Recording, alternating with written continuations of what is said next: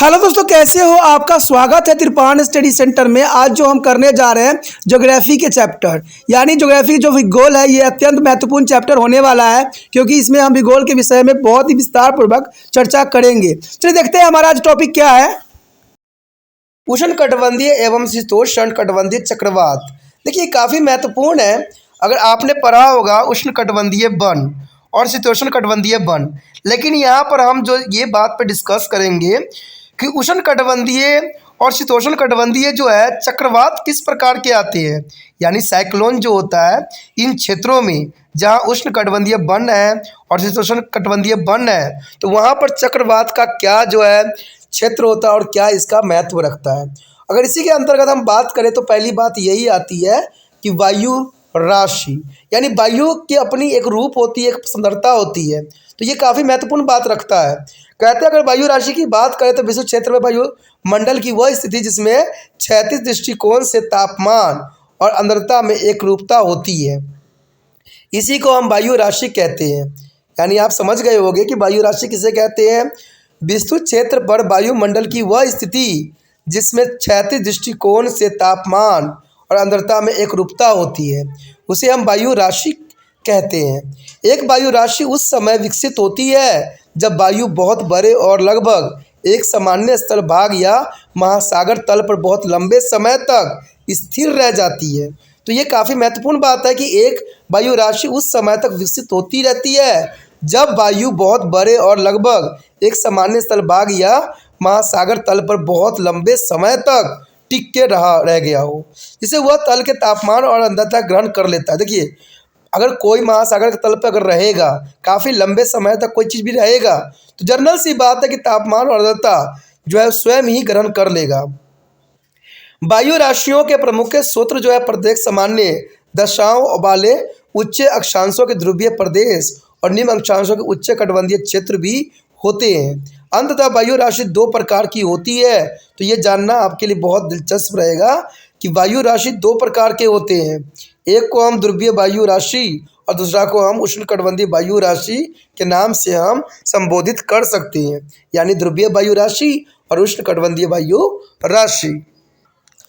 कहते हैं ध्रुवीय वायु राशि जो होती है वो ठंडी होती है, यानी ध्रुवीय वायु राशि जो होती है काफ़ी ठंडी होती है और उष्णकटिबंधीय वायु राशि काफ़ी गर्म होती है। तो दोनों में आपने फ़र्क देख लिया होगा कि ध्रुवीय वायु राशि जो होती है काफ़ी ठंडी होती है।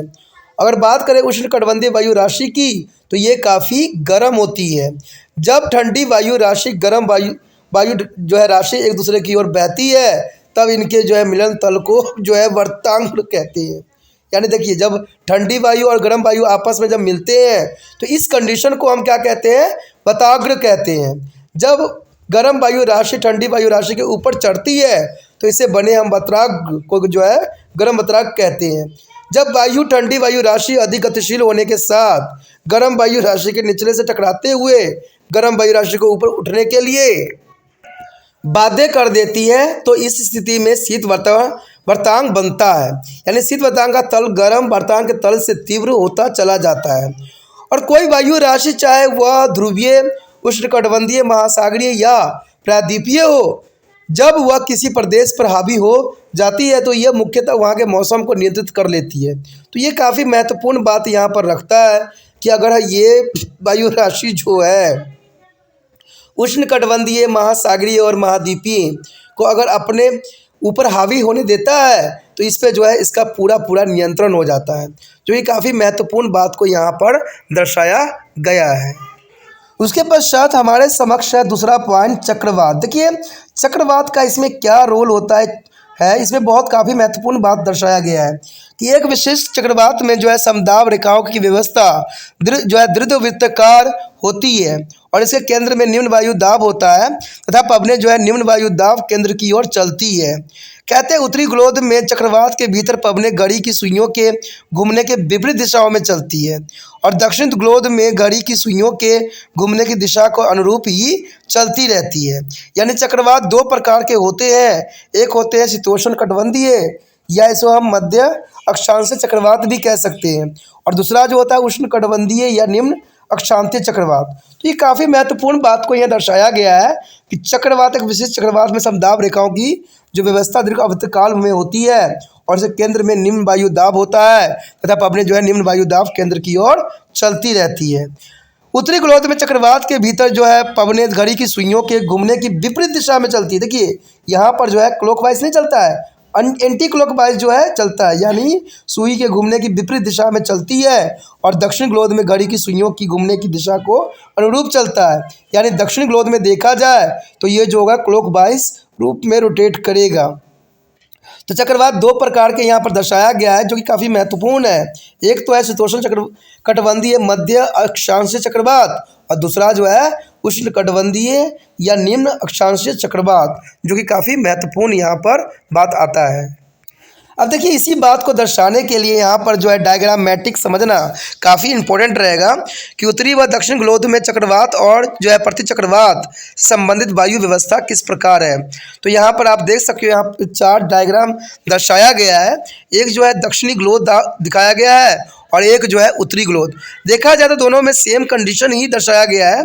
अगर निम्न होती है तो उच्च दर्शाया गया है, निम्न है तो उच्च दर्शाया गया है। तो निम्न में जो है चक्रवात आपको दिखेगा जो कि दक्षिण गोलार्ध के अंतर्गत है और प्रति चक्रवात जो होगा उच्च दबाव में दिखेगा। सेम कंडीशन दूसरे में भी है कि निम्न में चक्रवात आपको दिख रहा है और प्रति चक्रवात जो है उच्च में दिखेगा। तो ये उत्तरी व दक्षिण गोलार्ध में चक्रवात और प्रति चक्रवात संबंधी वायु व्यवस्था के रूप में यहाँ पर दिखाया गया है और दर्शाया गया है। लेकिन अगर आप थोड़ा सा इसमें डिफरेंस देखोगे तो थोड़ा डिफरेंस भी आपको नज़र यहाँ पर नहीं आता है। सिर्फ डिफरेंस इतना से है कि जो ये पहले वाले में दक्षिण गोलार्ध में जो है उच्च से निम्न की तरफ चल रहा है, जबकि यहाँ पर भी सेम ही कंडीशन दर्शाया गया है। उसके पश्चात पहला जो यहाँ पॉइंट आता है शीतोष्ण कटिबंधीय चक्रवात। देखिए काफ़ी महत्वपूर्ण यहाँ पर पॉइंट है कि शीतोष्ण कटिबंधीय चक्रवात क्या होता है। तो कहते हैं निम्न वायुदाब के जो है जवादाब भी कहते हैं और ये 35 से 65 उत्तर और दक्षिण अक्षांशों के बीच या मध्य अक्षांशों की पछुआ पवनों को पेटियों में वर्तांगों के साथ निर्मित होती है। तो काफ़ी महत्वपूर्ण बात यहाँ पर दर्शाया गया है कि 35 से 65 जो है उत्तर दक्षिण अक्षांशों के बीच जो है मध्य अक्षांशों के जो है पछुआ पवनों की पेटी में वर्ताओं के साथ जो है निर्मित होती है और ये पश्चिम से पूर्व की ओर चलती रहती है और शीत ऋतु में अधिक विकसित होती है। और इन चक्रवातों के प्रमुख क्षेत्र जो है अंटार्कटिका महासागर को दर्शाया गया है। तो ये काफ़ी महत्वपूर्ण बात आती है कि इन चक्रवातों के प्रमुख क्षेत्र जो है अंटार्कटिका महासागर को माना गया है और यह उत्तर पश्चिमी यूरोप है। तो ये काफ़ी महत्वपूर्ण है कि जो देखा जाए तो उत्तर पर जो है पश्चिम यूरोप के अंतर्गत आता है।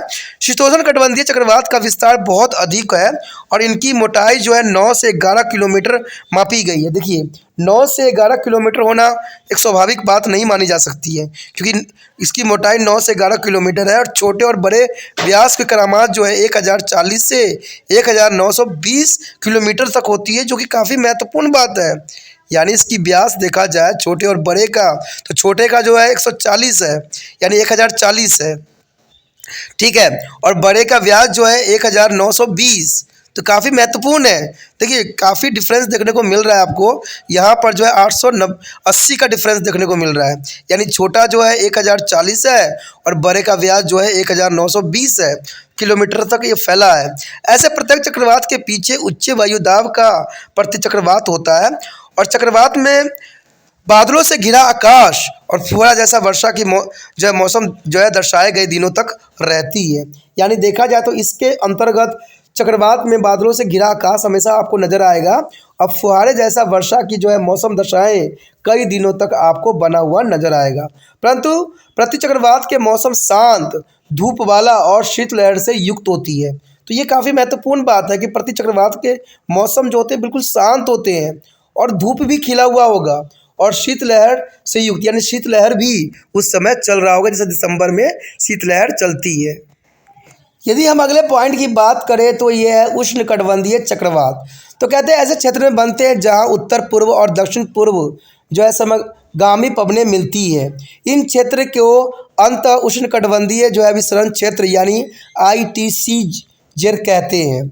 उष्ण कटिबंधीय चक्रवातों के जो है प्रमुख क्षेत्र में मॉस्को उत्तर प्रशांत महासागर का दक्षिण पश्चिम भाग और जो है उत्तरी हिंद महासागर तथा दक्षिण प्रशांत महासागर सम्मिलित है।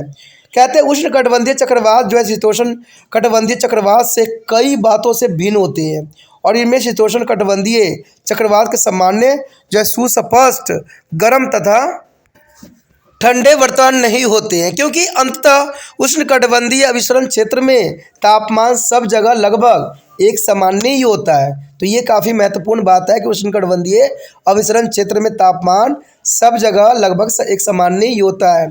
इनमें कोई स्पष्ट पवन व्यवस्था नहीं होती है और ये जो है सामान्य तथा उछले अवदाब है और इनमें पवन की जो है गति क्षीण होती चली जाती है और इसके साथ पीछे प्रति चक्रवात नहीं होते हैं। इन चक्रवातों में जो है समदाब रेखाओं की व्यवस्था लगभग वृत्तकार होती है, यानी वृत्तकार रूप में ये व्यवस्थित होती है और ये बहुत बड़े विस्तार को नहीं होते हैं और इनका व्यास 160 से लेकर 640 किलोमीटर तक होता है, जो कि काफ़ी महत्वपूर्ण बात को दर्शा रहा है यहाँ पर कि बड़े विस्तार नहीं होते, फिर भी इसका व्यास काफ़ी इम्पोर्टेंट है। फिर भी इनमें कुछ बहुत ही प्रचंड तथा तूफान होते हैं, यानी देखा जाए तो इसमें काफ़ी तूफान देखने को हमें मिलता है जो अपने प्रभाव क्षेत्र में बड़े पैमानों पर विनाश लीला करके चली जाती है। यानी इतनी प्रचंड और तूफानी होगी तो कहते हैं विनाश लीला करना स्वाभाविक बात रहेगा। और इस प्रकार के भयानक चक्रवात जो है कैरिबियन सागर में ह्यूरिकेन, चीन, जापान और फिलीपीन द्वीपों में जो है टाइफून, हिंद महासागर में चक्रवात, उत्तरी ऑस्ट्रेलिया में बिली विलिप्त कहते हैं। यानी देखा जाए तो बिली विलिप्त जो है उत्तरी ऑस्ट्रेलिया में कहा जाता है और इसकी जो है भयानक जो है प्रकोप चीन, ह्यूरिकेन, जापान और फिलीपीन, सिफोन और हिंद महासागर में उठता है, जो कि काफ़ी इम्पोर्टेंट बात को दर्शाता है। इस चक्रवात को अगर हम डायग्रामेटिक देखें तो आप देख सकते हो कि भारत के जो है नक्शा के अंतर्गत यहाँ पर जो है जनवरी मार्च में इस तरह की कंडीशन उत्पन्न होती है, यानी जून, अक्टूबर, नवंबर, और इसमें जो है काफ़ी तेज़ जो है शीतोष्ण कटिबंधीय चक्रवात पक्ष में आती है। ठीक है, जिसको काफ़ी महत्वपूर्ण है। अगर हम भारत के साइड देखें तो वहाँ पर उष्णकटिबंधीय चक्रवात के पथ के रूप में दिखाई नजर आएगा, लेकिन शीतोष्ण कटिबंधीय चक्रवात जो है नीचे साइड आपको एरो के रूप में दिख रहा होगा। तो ये काफ़ी महत्वपूर्ण बात है और यही बात अमेरिका के साइड भी होता है जहाँ उष्णकटिबंधीय चक्रवात पथ जो है नज़र आता है और इधर साइड अक्टूबर, जुलाई में भी देखने को मिलता है। तो काफ़ी यहाँ पर जो देखा जाए तो ये जो शीतोष्ण और जो है कटिबंधीय, उष्णकटिबंधीय काफ़ी जो है महत्वपूर्ण चक्रवात यहाँ पर उत्पन्न करने के लिए उत्तरदायी होते हैं। उष्णकटिबंधीय चक्रवात तटीय भागों में अधिकतर विनाश करती है। तो काफ़ी महत्वपूर्ण बात यहाँ पर आया है कि उष्णकटिबंधीय चक्रवात तटीय भागों में अधिकतर विनाश करती है, यानी विनाश लीला जो होता है इसका तटीय भागों में देखने को मिलता है। आपने भारत के तटों पर जो है ग्रीष्म और शरद ऋतुओं में चक्रवात के आने के बारे में सुना ही होगा। तो ये बहुत जनरल बात है कि यहाँ पर जो है शरद ऋतु में, ठीक है, और जो ग्रीष्म और शरद ऋतु में चक्रवात आने की बात बहुत ही साधारण है। इसके द्वारा इन क्षेत्रों में प्रति वर्ष जनधन की अपार हानि होती है, यानी काफ़ी नुकसान जो है यहाँ पर जनधन की होती है। और इन चक्रवातों में अति तीव्र वायु दाब प्रवणता के कारण बहुत तेज़ पवनें चलती है, यानी देखा जाए तो इन क्षेत्रों में जो है पवनें काफ़ी तेज़ चलती है जो सीमित क्षेत्र में तूफान और बहुत भारी वर्षा के साथ विनाश लीला करती चली जाती है। फिर भी ऐसा चक्रवात को केंद्र के चारों ओर लगभग 8 से 48 किलोमीटर क्षेत्र, जिसे इन तूफानी चक्रवात की आँख कहते हैं, में मौसम शांत और वर्षा रहित होती है। यदि इन आँखों को खोज किया जाए तो आधुनिक विज्ञान की मदद से ऐसे तूफानी चक्रवात का आगे बढ़ना रोका जा सकता है और इस प्रकार हम उनसे अपनी रक्षा भी कर सकते हैं। आपने देखा भी होगा कि ऐसे ऐसे तूफान आए हैं जो बहुत बड़ा विनाश लीला रच के गए हैं, लेकिन साइंटिफिक अगर मदद लिया जाए, वैज्ञानिक बातों को मदद लिया जाए तो हो सकता है कि इन तूफानों से बचा जा सकता है। और ऐसा होता भी है कि वैज्ञानिक जो है पहले ही भविष्यवाणी कर देते हैं कि ये जो है चक्रवात इस क्षेत्र से इस क्षेत्र की तरफ गमन करेंगे और इस क्षेत्र को जो है खाली करवा लिया जाता है। तो देखा जाए तो आज वैज्ञानिक पद्धति भी काफ़ी महत्वपूर्ण है इन चक्रवातों से बचने के अंतर्गत। इसी के साथ दोस्तों हमारा ये जो चैप्टर था बहुत ही महत्वपूर्ण ख़त्म हो जाता है, जिसमें हम बहुत ही चक्रवात के बारे में और बहुत ही पवनों के विषय में विस्तार पूर्वक चर्चा किए और जाने, उनके टाइपों के बारे में समझे, ठीक है, लूओं के बारे में समझे कि क्या होता है, किस प्रकार जो है इफेक्ट करता है, चक्रवातों के बारे में भी जाने, बहुत कुछ समझा हमने। बहुत काफ़ी इंपॉर्टेंट टॉपिक था, ठीक है, बहुत ही ज़रूरी था। अगर आपको ये अच्छा लगा, टॉपिक समझ में आया तो लाइक से सब्सक्राइब भी ज़रूर करना और जितना हो सके ये वीडियो को जो है दूसरे बच्चे तक पहुंचाने में आपने त्रिपाण स्टडी सेंटर का हेल्प करना है। ठीक है, अगर पहली बार वीडियो देख रहे थे तो चैनल को सब्सक्राइब करके सेव कर लीजिए, तभी जो है आने वाला वीडियो का नोटिफिकेशन आपको प्राप्त हो सकेगा और आप इनके वीडियो से जो है लाभान्वित हो सकोगे।